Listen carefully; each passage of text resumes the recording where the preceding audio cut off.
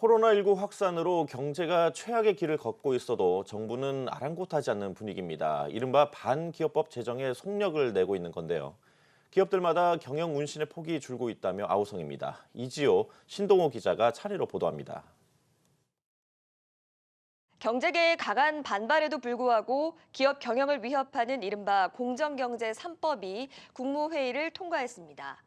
이 공정경제 3법은 상법 개정안과 공정거래법 개정안, 금융그룹 감독법 제정안 등 3개 법안을 뜻합니다. 먼저 상법 개정안에는 크게 다중대표 소송제와 감사위원 분리선출제 도입이 담겼습니다.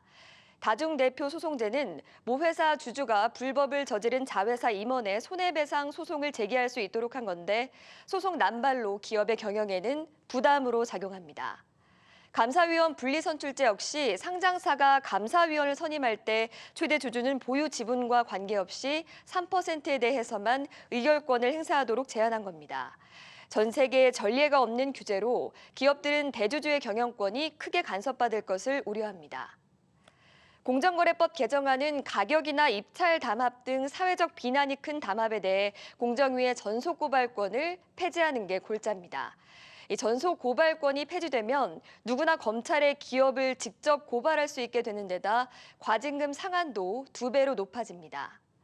끝으로 금융그룹 감독법 제정안은 소속 금융회사가 둘 이상의 금융업을 영위하고 소속 금융회사의 자산 총액이 5조 원 이상인 금융그룹 가운데 감독 실익이 있는 그룹을 감독 대상으로 지정하는 내용이 주를 이룹니다.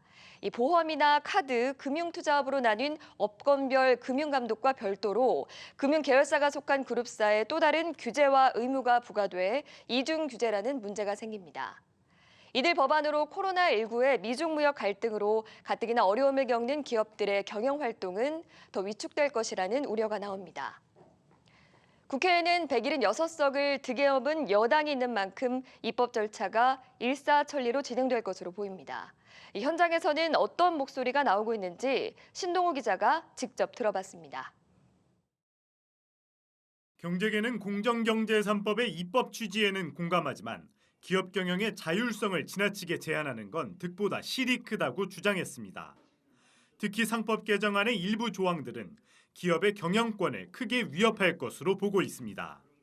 단기 수익을 노리는 외국 투기 자본이 모회사 지분을 취득해 자회사 경영에 개입할 가능성이 있고 경영권을 노린 소송도 급증할 수 있다는 이유에서입니다. 그걸 이제 방어하기 위해서 또 유무형의 불필요한 비용들이 좀 소요될 것으로 좀 우려가 되고요. 기업들이 소송이라든지 그런 것에 휘말릴 가능성도 높아지고 계열사 간 거래라든지 이런 기업 간 거래들이 전반적으로 위축될 가능성이 높아지죠. 공정경제 3법 이외에도 유통기업을 압박하는 유통산업발전법 개정안과 해직자와 실직자의 노조 가입을 허용하는 노동관련법 개정안도 기업들에겐 큰 부담입니다. 정부와 여당의 일방통행식 입법 강행에도 불구하고 현재로선 뾰족한 대책이 없다는 점이 더 큰 문제입니다. 전국경제인연합회를 비롯한 경제단체들은 최근 기업들의 현실을 반영한 경제계 공동의견서를 제출했지만 받아들여지지 않았습니다.